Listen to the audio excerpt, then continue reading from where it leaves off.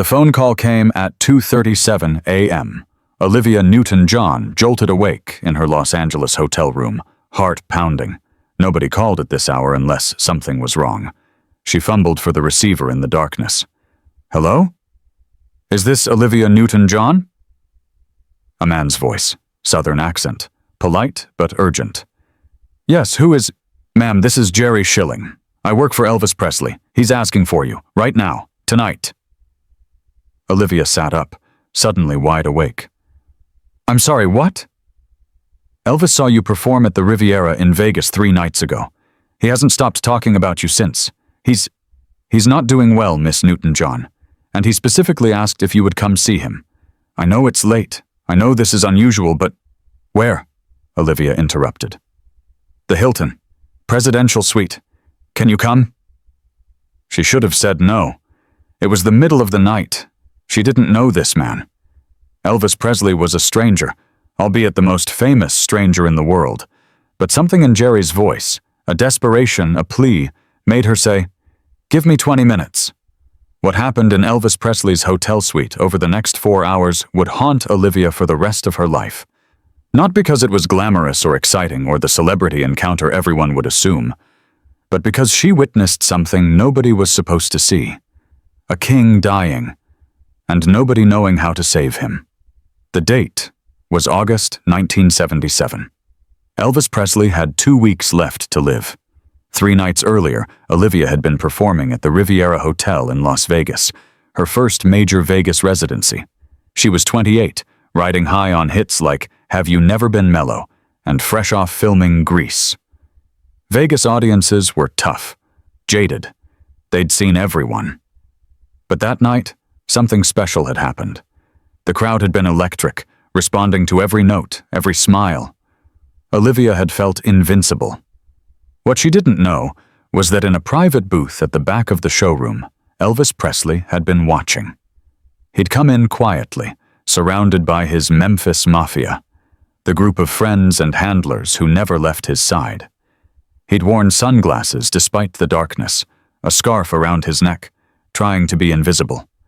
But when Olivia had started singing I Honestly Love You, Elvis had removed his sunglasses, and according to Jerry Schilling, who'd been sitting beside him, tears had streamed down his face. "She's got it," Elvis had whispered. "That thing. The light." After the show, Jerry had approached Olivia's manager with a message.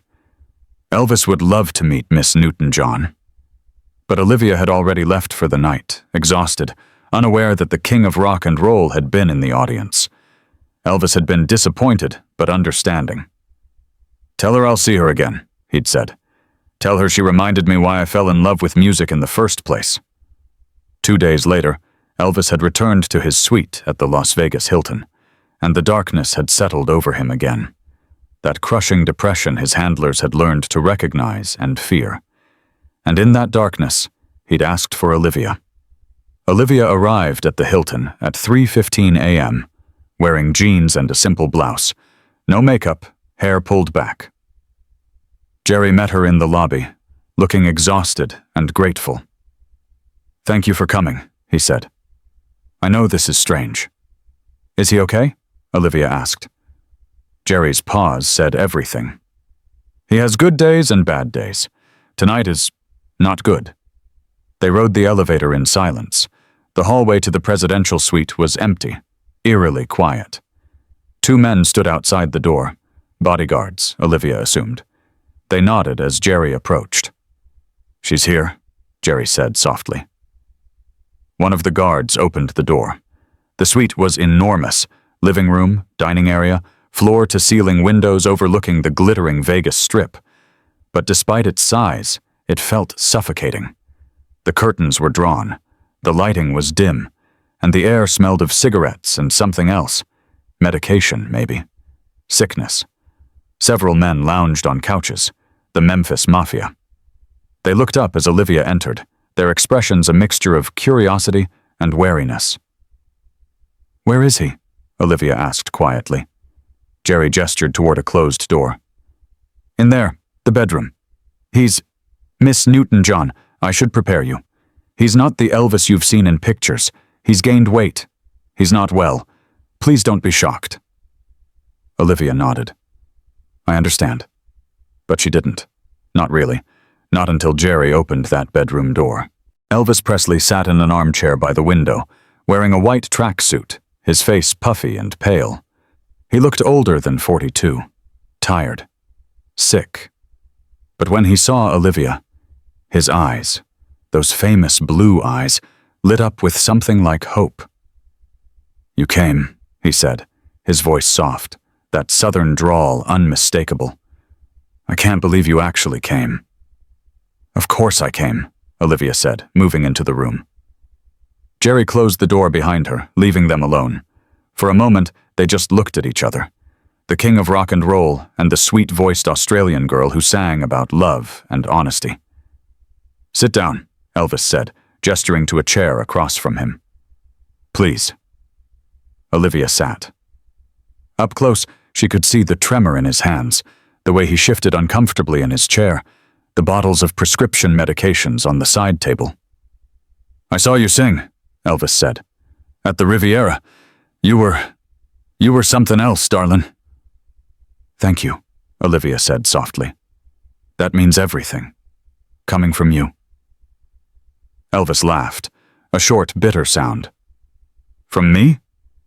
Honey, I don't know what I am anymore. But you? You're pure. That's rare. That's precious." There was a heaviness in his voice, a weight that Olivia recognized. She'd felt it herself sometimes, the pressure of fame, of expectations, of being a symbol instead of a person. "Are you okay?" she asked gently. Elvis's eyes filled with tears, just like that. No warning. This man, this legend, sitting across from her with tears streaming down his face. "No," he whispered. "No, I'm not okay. And I don't know how to be okay anymore." They talked for hours. Elvis told her things he probably shouldn't have, about the loneliness, the pills he took to sleep, and the pills he took to wake up, and the pills he took to perform. About how he couldn't remember the last time someone had looked at him and seen a human being instead of Elvis Presley. "Everyone wants something," he said. "A picture, an autograph, a piece of me. But nobody just wants to sit, you know? Just be." Olivia listened. She didn't offer advice or platitudes.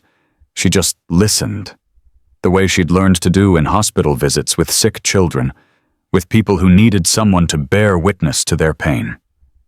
"Why did you ask for me?" she finally said. "You don't even know me." Elvis leaned forward. "Because when I watched you sing, I saw something I used to have. Joy.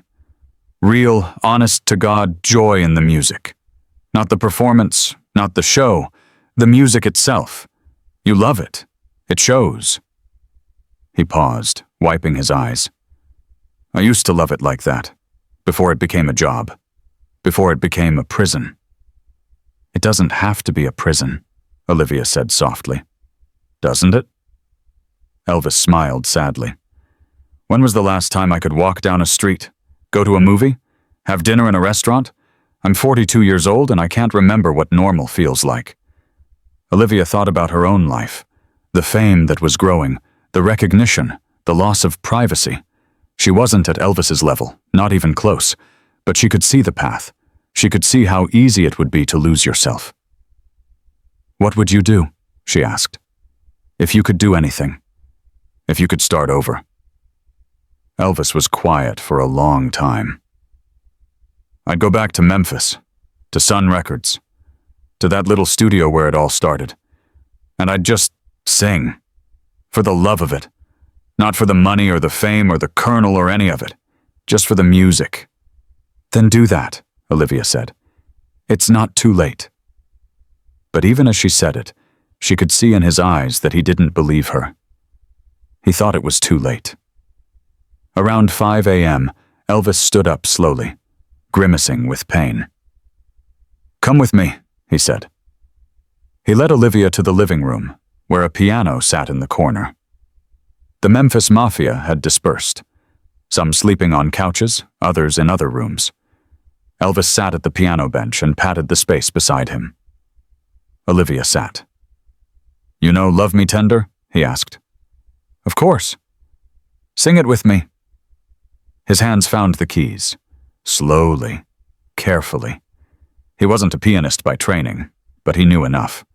The opening chords of Love Me Tender filled the quiet suite. Elvis began to sing, and despite everything, the weight gain, the illness, the medication, his voice was still beautiful. Rougher than it had been, yes, but beautiful. Olivia joined him on the second verse, her voice blending with his in harmony. Two very different voices, his deep and southern and world-weary, hers light and sweet and hopeful, creating something neither could create alone. They sang the whole song through. Then another, Can't Help Falling in Love. And as they sang, Olivia saw something shift in Elvis's face. The pain lifted just slightly. The weight eased. For these few minutes, he wasn't dying. He wasn't trapped. He wasn't Elvis Presley, the icon. He was just a man who loved music. When the last note faded, Elvis put his head in his hands and sobbed. Olivia put her arm around his shoulders and held him while he cried. This man she'd never met before tonight. This stranger who somehow didn't feel like a stranger at all. I don't want to die, he whispered. I'm not ready. There's still so much music left. Then fight, Olivia said. Get help, real help. You can come back from this. You think so? I know so. But she didn't know. And deep down, she suspected Elvis didn't believe it either. Chapter 6. The Goodbye. The sun was rising when Jerry knocked softly on the door. Olivia, I should get you back to your hotel. Elvis needs to rest. Elvis stood, moving slowly, and walked Olivia to the door. Thank you, he said, for coming, for listening, for singing with me. You gave me something I haven't had in a long time. What's that? Hope. He smiled, a genuine smile that made him look, for just a moment, like the young Elvis from the 1950s.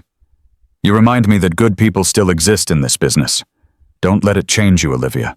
Promise me. I promise, she said. He hugged her, gentle, brief. You're going to be a huge star, bigger than you can imagine.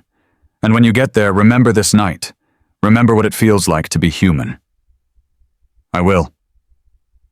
As she turned to leave, Elvis called out, Olivia? She looked back. If you ever need anything, if this business ever gets too heavy, you call me. Anytime. Promise? I promise. It was a promise she would never be able to keep. Olivia was in London when she heard the news. She was getting ready for a television appearance, sitting in hair and makeup, when someone rushed in with a radio. Elvis Presley has died, found unconscious at his Graceland mansion this afternoon. He was 42 years old. The makeup artist kept talking, kept working on Olivia's face. But Olivia couldn't hear anything except the blood rushing in her ears. 2 weeks. It had been 2 weeks since that night in Vegas. She excused herself, went to her dressing room, and locked the door. Then she sat on the floor and cried for an hour. For Elvis, for the music he'd never make, for the hope that had died in that hotel suite, even though neither of them had acknowledged it. She thought about his last words. You're going to be a huge star. Remember what it feels like to be human. Grease premiered 2 months later. It became the phenomenon Elvis had predicted, the biggest musical film of all time. Olivia became the huge star he'd known she would be, but she never forgot that night. In interviews over the years, when people asked about meeting Elvis, she'd tell a sanitized version. He was kind. He was gracious. It was an honor. She never told them about the 2 a.m. phone call, about the tears, about holding a dying king while he sobbed about wasted time and lost joy. That story felt too private, too sacred. But she carried it with her, a reminder of what fame could do if you let it. A warning about isolation and addiction and losing yourself in the machinery of celebrity. And true to her promise, she never let it change her. She remained kind, accessible, human. Even when she became the star Elvis had predicted. In 2022, shortly before her own death, Olivia gave one of her final interviews. The interviewer asked, "What's the most important lesson you learned in your career?" Olivia was quiet for a long time. Then she said, "I learned it from Elvis Presley, actually. In 1977, 2 weeks before he died, he told me, 'Don't let the music become a prison. Keep the joy.' And I've tried to do that, to remember that this isn't just a job or a career. It's a gift. The ability to bring light to people through song, that's a gift. And the moment it stops feeling like a gift, the moment it becomes only about business or fame or money, that's when you've lost." She paused, her eyes distant, seeing something the interviewer couldn't.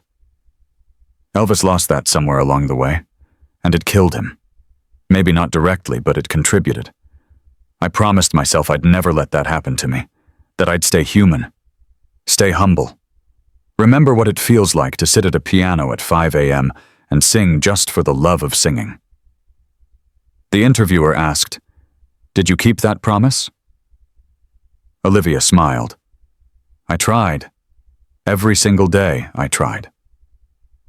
At her memorial service in 2022, John Travolta told a story few had heard. "Olivia once told me that Elvis Presley changed her life. Not his music, though she loved that, but a conversation they had once, late at night, about staying human in an inhuman business.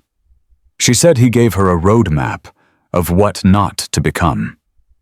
And she honored that. She stayed kind. She stayed real. She stayed Olivia." He paused, voice breaking. In a business that destroys people, she remained unbroken. And maybe that was Elvis's final gift, showing her the cost of losing yourself, so she'd know how to save herself. Somewhere in Olivia's personal archives, there's a photograph from 1977. Elvis and Olivia at the piano in that hotel suite, both singing, both smiling. Jerry Schilling took it without them noticing. In the photo, you can see something rare. Two famous people having a moment of genuine human connection. No performance. No cameras. No audience. Just two souls finding comfort in music. It lasted 4 hours, but the impact lasted forever.